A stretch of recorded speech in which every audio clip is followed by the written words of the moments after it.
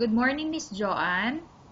Yes, ma'am. Good morning, ma'am. Okay, Miss Joanne, can you tell me about yourself?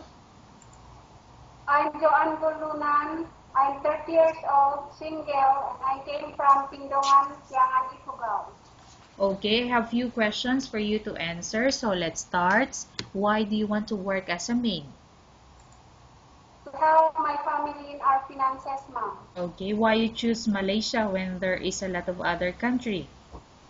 I choose Malaysia because Malaysia is near the Philippines, ma'am. How are you qualified for this job? Because I'm honest, responsible, and hardworking, ma'am. Okay, may I know what is your education level is? I graduated the elementary school year 2005, school year 1997-98 at Pindongan Elementary School. And I graduated high school, school year 2005-2006 at Kiangan National High School. I only finished my 2 years in college, Bachelor of Science in Commerce, major in Marketing Management. Okay, so you mean you are a college undergraduate? Yes, ma'am. Okay, what is your recent working experience? I am a sales lady in an enterprise where we are selling motorcycle parts. Okay, have you worked abroad before? No, ma'am. Do you have experience of taking care of baby? Yes, ma'am. And From 3 months to 1 year. okay, and who is this baby you are taking care of? My nephew, ma'am. Okay, how about elderly? Do you have the experience that you took care before? No, ma'am, but I'm willing to take care of elderly people, ma'am. Okay, do you have any other special skills? Yes, ma'am. I can do dishwashing, laundry, and cooking and Okay, iron. okay, ironing you mentioned, right? Yes, ma'am. Are you willing to learn new skills?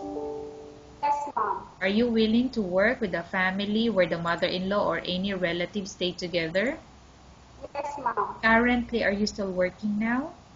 No, ma'am. Do you know how to cook? Yes, ma'am. What sort of food can you cook? Filipino foods, ma'am, like adobo, tinola, paksiw, afritada, mechado, and sinigang. Okay. Are you aware that you will have to do washing, cleaning, ironing, and cooking? Yes, ma'am. Okay. From all the house chores like cooking, cleaning, ironing, and washing, which do you like most? Uh, Cleaning, ma'am. Okay. You are not allowed to use handphone or cell phone during working hours. Yes, ma'am. You are only allowed to use handphone or cell phone after you finish all the works and when going to bed. Yes, ma'am. You are strictly needed to surrender the handphone to your employer in the morning, and your employer will return back to you once you're going to bed. Yes, ma'am. If ever your employer finds out that you're abusing your handphone and it's affected your work performance, your employer will confiscate your handphone and you're not allowed to hold it anymore. Instead, your Yes, employer will allow you to call to your family 3 times in a month. You're only allowed to bring normal phone and you're not allowed to bring smartphone. Are you agreed for the terms and condition? yes, ma'am. Are you agreed to the rules and regulation for the handphone? Yes, ma'am. How many years is the contract as you agreed and understand? 2 years, ma'am. Can you describe for me your ethics or your attitude? Uh, I'm honest, responsible, industrious, and hardworking, ma'am.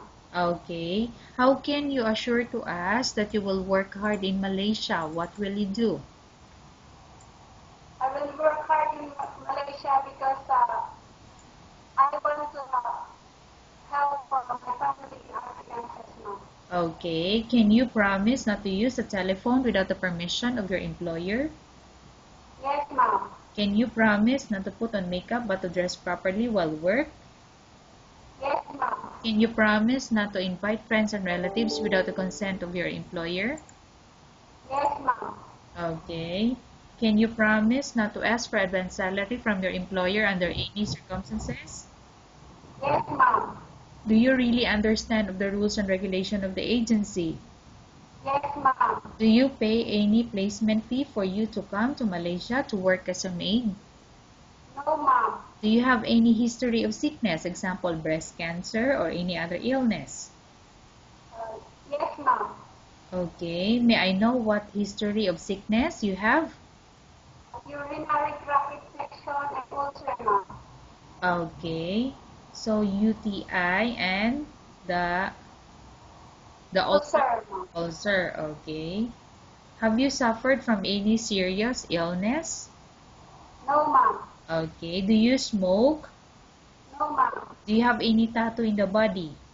No, ma'am. Do you take any prohibited drugs before? No, ma'am. Have you undergone any operation or surgery? No, ma'am. Are you medically fit? Are you fit to work? Yes, ma'am. Are you in any medication? No, ma'am. Are you allergic with any food? No, ma'am. Okay. Are you prepared to work for the employer of any race? Yes, ma'am. Are you prepared to eat the type of food taken or given by your employer? Yes, ma'am. Are you afraid of being left alone in the house? No, ma'am. Are you afraid of dogs or other pets? No, ma'am. Can you promise to work according to instruction from your employer? Yes, ma'am. Do you have any immediate family working in Malaysia? No, ma'am. Okay, Miss Joanne, we have finished our question section. Let's go to case study. I have a case study for you and I want you to answer me truthfully. Upon arrival in Malaysia within 6 months, if ever any of your family members pass away, what will you do? Will you continue to work till finish your contract or you will go back? I will continue to work and finish my contract, ma'am. Okay, tell us about yourself and why do you want to work in Malaysia as domestic helper? I'm Joanne Gulunan. I'm 30 years old, single. I came from Pindungan, Kiangan, Cubao. I want to work in Malaysia because so that my family are financial. Okay. Miss Joanne, what do you want to tell to your employer who's watching your video?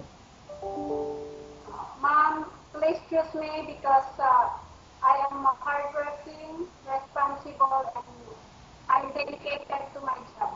Okay, thank you very much, Miss Joanne. We will update your agency if there's any selection made by the employer.